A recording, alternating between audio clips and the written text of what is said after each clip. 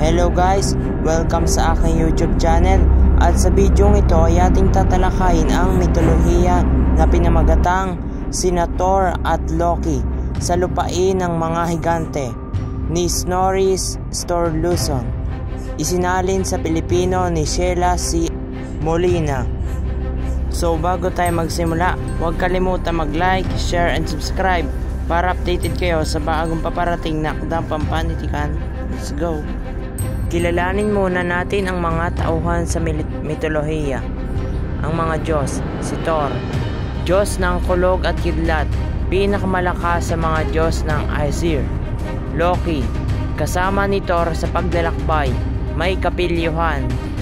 Ang mga higante naman, si Skymir, naninirahan sa kakahuyan. Utgaro Loki, hari ng mga higante.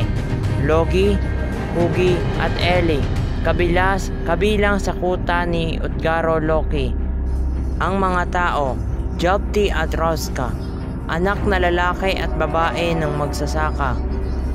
Napagpasyahan ni na Thor at Loki na maglakbay patungo sa Utgaro, lupain ng mga higante, ang kalaban ng mga Diyos.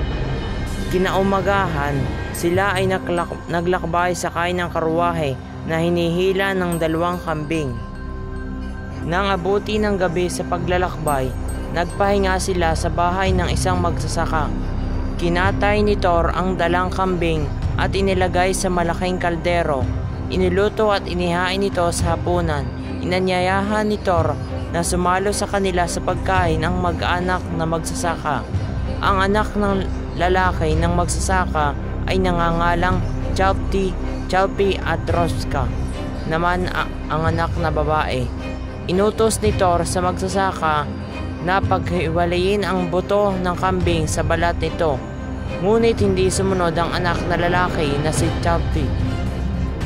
Sa halip ay kinuha ang bahaging pig-e at hinati ito gamit ang kutsilyo. Kinabukasan, nagbihis si Thor. Kinuha ang kanyang maso, itinaas ito at binentidahan ang kambing. Tumayo ang mga kambing, ngunit ang isa ay bali ang paa sa likod. Napansin ito ni Thor. Nagalit ito ng husto at nanlilisik ang kanyang mga mata. Gayon na lamang ang takot ng buong pamilya. Halos magmakaawa sila kay Thor at sinabing handa nilang ibigay ang lahat. Nang makita ni Thor kung gaano natakot sa kanya ang mga mag-anak, naglubag din ang kanyang kalooban at hininging kapalit ang mga anak nito. Kaya't sina Jopti at Roska ay naging alipin niya pagkatapos. Ang kanilang paglalakbay ay nagpatuloy patungo sa silangang bahagi sa lupain ng mga higante. Naglakbay sila buong araw at nang abutan ng dilim, humanap sila ng matutuluyan. Doon nila nakita ang malaking pasilyo at nagpasyang manatili roon. Hating gabi na nang ulatin sila ng malakas na lindol. Umuuga ang buong paligid at pakiramdam nila ay nag-iba ang kanilang kinatatayuan. Nang siyasatin nila ang paligid ay nakakita sila ng isang silid. Natakot ang mga kasama ni Thor kaya't binunot niya ang kanyang maso at tumanda sa pakikipaglaban. Maya-maya pa ay nakarinig sila ng malakas na ungol. Kinaumagahan, nakita ni Thor sa labas ang isang higante. Natutulog ito at umuungol ng malakas. Akmang pupupukin ni Thor ng kanyang baso ang higante nang bigla itong nagising. Tinanong ni Thor ang pangalan ng higante. Siya raw si Skymir at nakikilala niya si Asa Thor. Tinanong nito kung inalis ba ni Thor ang kanyang guwantes. Noon nalaman ni Thor na higante na pala ang kanilang tinulugan at ang hintuturo nito ang inaakalang silid. Tinanong ni Skymir si Thor kung maaari siya sumama sa kanilang paglalakbay at ito ay pumayag naman. Nang buksan ni Skymir ang baon niyang bag at humandang kumain ng almusal, wala ang baon ni Thor at ito ay nasa ibang lugar. Napagkasunduan nila na pagsamahin ng kanilang mga baon. Pumayag si Thor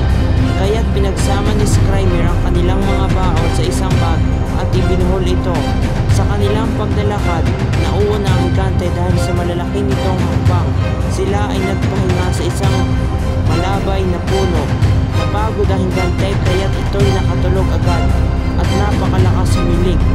Kinuha ni Thor ang baon nilang bag at inalis ang buhol nito, ngunit hindi niya maalis kaya't uminit ang kanyang ulo at agad kinuha ang kanyang maso at pinukpok sa ulo ang higante.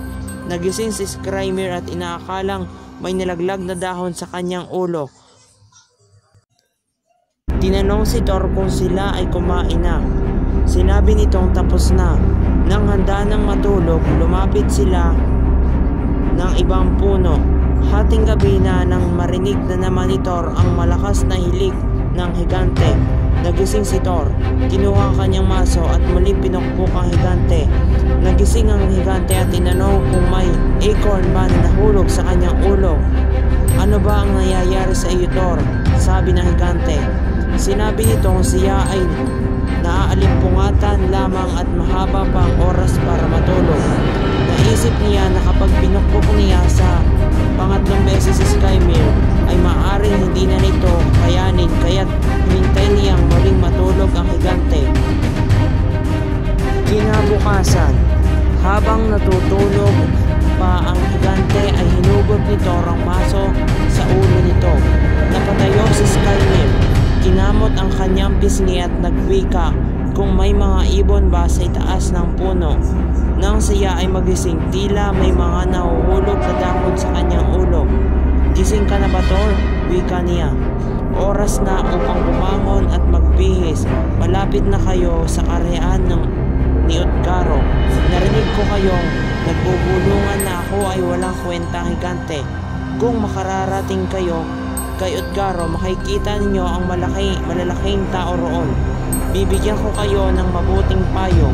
Huwag kayo magpapakita ng pagmamataas kay Utgaro Loki, sabi pa nito.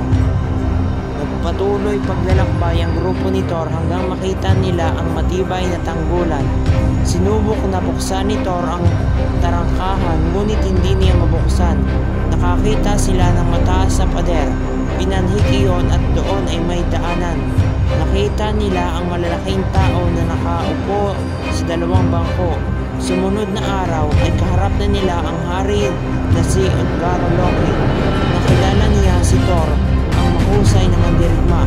Ikaw ay malakas kaysa tingin ko lamang. Anong kakayahan na mahusay kayo ng inyong mga kasama? Hindi namin hinahayaan na manatili rito ang taong walang ipagmamalaki, wika nito. Sumagot si Loki, mayroon akong kakayahan na nais kong subukin. Walang sino man sa naririto ang bibilis pa sa akin sa pagkain. Tinawag ni Utgaro Loki ang nakaupo sa dulong upuan na nangangalang Logi. Inilagay sa gitna ng mesa ang mga hiniwang karne. Magkatapat sa dulo ng mesa, naupo ang dalawang magkatunggali. Kinain nila ng sobrang bilis ang karne. Buto na lamang ang naiwan sa parte ni Loki. Ngunit ni walang butong natira sa parte ni Loki, kaya't malinaw na natalo si Loki sa nasabing labanan. Sumunod na paligsahan naman ang pabilisan sa pagtakbo na nilahukan ng batang si Jalpi laban sa mga bata rin na si Hugi. Sa unang paglalaban, masyadong malayo ang agwat ni Hugi. Inulit ito ng 3 beses ngunit hindi talaga maabutan ni Jalpi si Hugi. Tinanong ni Utgaro Loki si Thor kung anong kakayahan naman ang ipapakita nito. Sinabi nito gusto niyang subukin ang labanan sa pabilisan ng pag-inom. Kaya tinawag ni Utgaro Loki ang cupbearer na dala-dala ang tambuli na madalas inuman ng mga panauhin. Isang mahusay na manginginom ang makakaubos nito sa isang lagukan. Ang iba ay kaya ito ng 2, ngunit kadalasan ay naubos ito ng 3 lagukan, sabi ng pinuno ng mga higante. Hindi pinansin ni Thor ang sukat ng tambuli dahil siya ay uhaw na uhaw. Nilagok niya ng malaki ang lalagyan, ngunit hindi na siya makahinga, kaya't nang tingnan ang lalagyan ay parang wala pa ring nabawas. Ganito rin ang nangyari sa ikalawang lagok.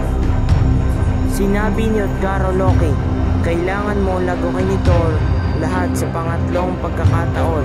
Tingin ko ay hindi ka kasing lakas na inaasahan ko. Nagalit si Thor kaya't ininom ang alak gamit ang lahat na lakas, ngunit tila wala pa rin nabawas sa laman ng tambuli, kaya't binitawan ito hanggang sa matapon lahat ng laman.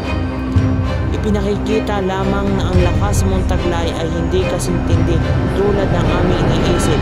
Gusto mo pa ba subukin ang ibang uri ng pakikipaglaban? Tanong ni Edgar Loki. Anong labanan ang mahimumukahi mo? Sagot ni Thor. Isang laro na paborito ng kabataan dito.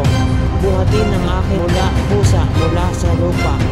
Isang abuhing pusa ang lumundag sa lupa. Malaki ito, ngunit hinawakan ni Thor ang palibot ng tiyan nito at sinubok na itaas gamit ang lahat ng lakas. Ngunit paalamang ng pusa ang inayangat ni Thor. Tapos na ang labanang ito. Tulad ng aking naasahan, walang laban si Thor sa aking malaking pusa. Ano pa kaya sa malaking tao rito? Wika ni Utgaro Loki. Tawagin mo na akong maliit kung gusto mo, pero tumawag ka ng sino mang makikipagbuno sa akin. Galit na ako ngayon, sabi ni Thor. Wala akong alam na gustong makipagbuno sa iyo ngayon, pero hayaan mong tawagin ko ang aking kinalakayang ina, ang matandang si Ellie. Siya ang labanan mo ng wrestling. Marami na siyang pinatumbang mga lalaki na tulad mong malakas. Hindi na dapat habain pa ang kwento. Habang gamit ni Thor ang kanyang buong lakas, lalo lamang matatag ang matandang babae hanggang mawala ng balanse si Thor. Pumagit na si Edgar Loki at sinabing itigil na ang labanan. Hindi na kailangan makipagbuno pa ni Thor kanino man sa tagapaglingkod. Malalim na noon ang gabi, kaya't sinumahan sila ni Edgar Loki kung saan sila makapagpapahinga at inasikaso ng maayos. Kinaumagahan, si Thor at ang kanyang mga kasamahan ay nagbihis at tumanda na sa paglalakbay. Hinandugan sila ni Edgar Loki ng masaganang agahan. Sa kanilang paghiwalay, tinanong ni Edgar Loki si Thor kung ano ang naiisip nito sa kalabasan ng kanilang paglalakbay at kung may nakilala ba itong lalaki na higit na malakas kaysa kanya. Sumagot si Thor na hindi niya may kakaila na nalagay siya sa kahihiyan sa kanilang pagtatagpo at marahil iniisip nito na siya ay walang halaga at hindi niya ito gusto. Sinabi ni Edgar Loki, "Ngayon palabas ka na sa aking kuta ay pagtatapat ko sa iyo ang katotohanan. Kung ako ay mabuhay at may kontrol sa mga mangyayari, hindi mo na kailangan bumalik pa rito muli. Sa aking salita, ni hindi ka makakapasok dito kung alam ko lang kung gaano ka kalakas. Munti ka nang magdulot ng kapahamakan sa aming lahat. Ngunit dilim lang kita gamit ang aking mahika. Noong una tayo magkita sa kahoyan, agad kitang nilapitan at nang tangkain mong alisin ang pagkakatali ng bag, hindi mo ito ginawa dahil binuhol ko ito ng alambre. Pagkatapos noon, hinampas mo ako ng iyong maso ng 3 ulit. Ang una ay mahina, pero kung umabot ito sa akin ay patay na ako. Nang makita mo ang burol na tila upuan ng kabayo malapit sa aking kuta kung saan naroon ng kanila ang 3 kwadradong lambak. Ang isa ay napakalalim. Ito ang marka ng iyong maso. Inilagay ko talaga ang burol na hugis kabayo sa harap ng iyong mga hampas, pero hindi mo ito nakita. Gayon din ang nangyari nang magkaroon ng paligsahan laban sa aking mga tagapaglingkod. Ang una, nang kainin ng mabilis ni Loki ang mga hiniwang karne sa sobrang kagutuman. Pero ano ang laban niya kay Loki na tulad ng mapaminsalang apoy na kayang sunugin ang kakahuyan, at si Japi na lumaban ng takbuhan sa tinatawag naming hugi. Siya ay lumaban sa aking kaisipan. Walang makakatatalo sa bilis ng aking kaisipan. At noong ikaw naman ay uminom mula sa tambuli Inakala mo na ikaw ay mapagal sa aking salita. Anong himala na ang dulo ng tambuli ay nakakabit sa dagat, pero hindi mo ito nakita. Pero tingnan mo ang dagat, halos masaid ang tubig ito. Hindi rin kamangha-mangha sa akin nang maiangat mo ang paa ng pusa sa lupa. Pero para sabihin ko sa iyo ang totoo, ang lahat ng nakasaksi nito ay nahintakutan. Ang pusang iyon ay hindi totoong pusa kundi isang miyogaro, isang ahas na ang haba ay sapat na upang yakapin ang daigdig ng kanyang ulo at buntot. Iniangat mo ito ng mataas, halos abot hanggang langit. Kamangha-mangha rin nang makipagbunot ka ng matagal at napaluhod ng isang tuhod lamang sa iyong pakikipaglaban kay Eli na wala kahit sino mang makagagawa niyon. At ngayon, tayo ay maghihiwalay. Mas makabubuti para sa ating dalawa na tayo di na muling magkita. Ipagpapatuloy ko ang pagtatanggol sa aking kuta gamit ang aking mahika o anumang paraan upang hindi man aigang iyong kapangyarihan sa akin. Nang marinig ito ni Thor, kinuha niya ang kanyang maso upang ipukol, ngunit wala na si Utgard-Loki. Sa kanyang paglingon, wala na rin ang kuta, kundi isang malawak lamang na kapatagan. Muli siyang lumisan at pinagpatuloy ang kanyang paglalakbay hanggang sa makabalik sa Trovangar, ang mundo ng mga Diyos.